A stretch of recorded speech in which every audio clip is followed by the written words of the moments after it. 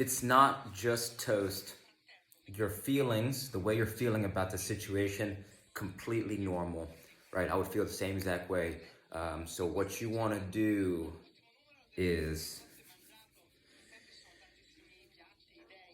firstly, I would start with forgiving, forgiving. You gotta forgive the people around you and put responsibility on yourself, right? Because then when you remove other people from the equation, it's not blame. If you stop blaming the world and the people around you for this situation you're in, when you start to take full responsibility, then you could start to take immediate action and start to make things better, right? So if this is a social group that you're helping coach and or play with, then if you start to invest some of the time and energy into yourself and start to raise your training, not only will they start to have to say, wow, man, like, I don't know what you're doing, but I want to be a part of it. When you start to invest in yourself, it starts to pay off tenfold.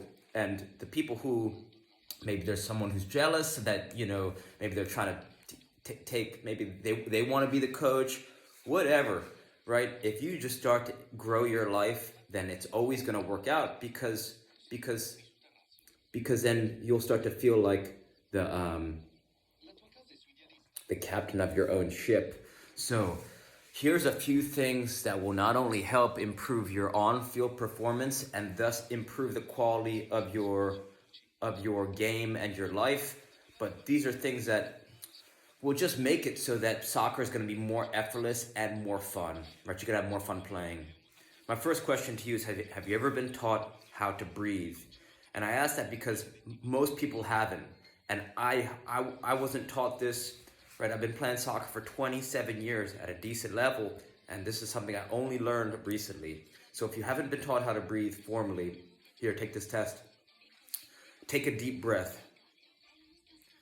After you took that deep breath, if your shoulders raised a little bit up, if your deep breath looked like this, if it went like this, then you might want to check out this video. It's called How to Breathe by Dr. Vranich, Vranich.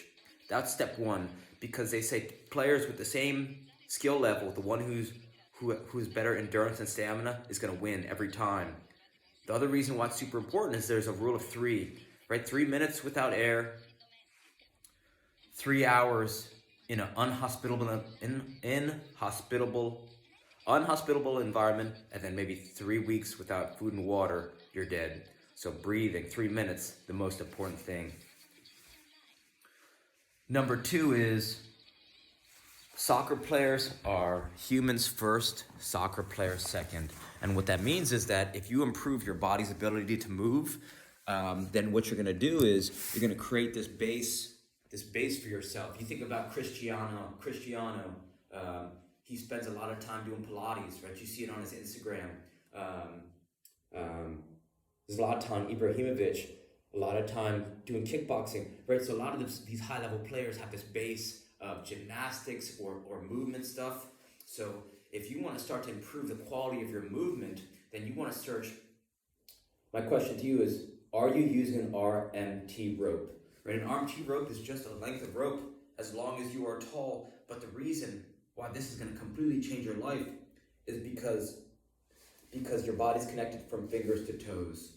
Right? So as you start to swing this rope around, you start to improve your balance, your timing, your rhythm, your coordination. It's like having a soccer gym for the cost of $10 that you could bring with you everywhere around the world. So by learning different movement patterns, you start to become more explosive because you have a better understanding of where your body is in time and space, and you can start getting into different ranges of motion and improving your dynamic balance. Right, dynamic balance is just being balanced in different ranges of motion. So for all those reasons, right, it's going to improve your core strength. I noticed that it started improving my passing, my shooting, my juggling improved, which improved my passing, my shooting. So for all these reasons, this is something that it's so simple, but it's so profound because it's going to check off all these boxes at the same time. So the whole point is this is something that no one's talking about, right? No one's talking about using an RMT rope to improve the quality of their warm-up or start to train teams. So if you start to invest even 1 minute a day, where you make one of these RMT ropes, you could even tie 2 shoelaces together and then start to swing it around, right? You just swing it around and start to move, switch hands, breathing. You are going to see a tremendous improvement in your play, because you're going to have a better understanding of how to use your body. And if you could have more control of your body, everything is going to get better. So that's step number 2. Plus, you start to bring this to your trainings or to games. People are going to be like, this looks literally intimidating, right? I brought this rope and different versions of this rope to Italy, Amsterdam, Paris, Germany, and when you're walking around the streets, there's no pickpocket that wants anything to do with you when you're swinging this rope around at high speeds. But it kind of looks like you know Kung Fu, and if you kind of look like you know Kung Fu, then people want to be on your team, right? Okay, tool number 3.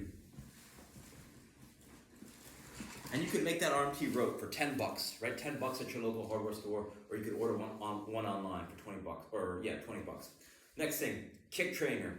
A lot of people dismiss this ball and rope because they think it's just a silly toy. Let me tell you something. Wesley Sneijder talked about using these growing up. Teams like AC Milan, Ajax, and Sevilla all encourage their youth players to use kick trainers. I would argue that this is better than a rebounder, and this is better than a wall because there's no friction. What I mean by friction is the time it takes for you to get to a wall or get to a gym or wait for your friend to show up as a training partner or carry around a rebounder, a big bouncy net or a rebounder on the ground. This thing, it'll give you a perfect pass right to your feet consistently. You can improve both your left foot and your right foot.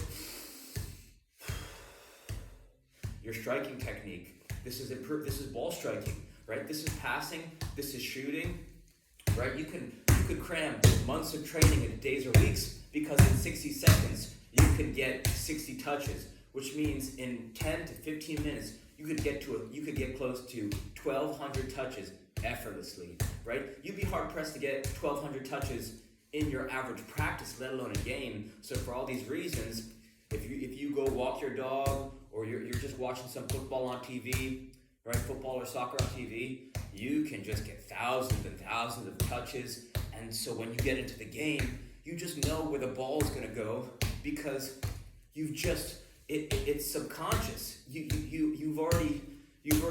know where the ball is going to go, and it's not a mystery of where the ball will end up when you strike it. So for all these reasons, this is such a simple tool that's got tremendous upside potential. So this is an SKLZ solo kick trainer, $24 on Amazon, or just make one yourself, right? Size 1 ball, length of rope as long as your ankle bone, maybe a little bit shorter than your ankle bone to your hip bone, and some duct tape. One player I suggested this to, he just threw a tennis ball on the end of a jump rope, right? So you can be creative in how you make one of these, right? You can start to get into one-legged balance, start to switch your hands, breathing, always relaxed, always breathing. And besides that, the next question I have of you is, can I bring a ball with me everywhere I go? I call this a soccer vacation. Once you bring a ball with you everywhere you go, this unlocks your potential. This unlocks the opportunity to get more touches on the ball, right? Everyone's got 1 minute to spend juggling. If you're a true soccer player who really wants to get better and loves playing the game, if you don't have one, right? Everyone's got 1 minute to juggle.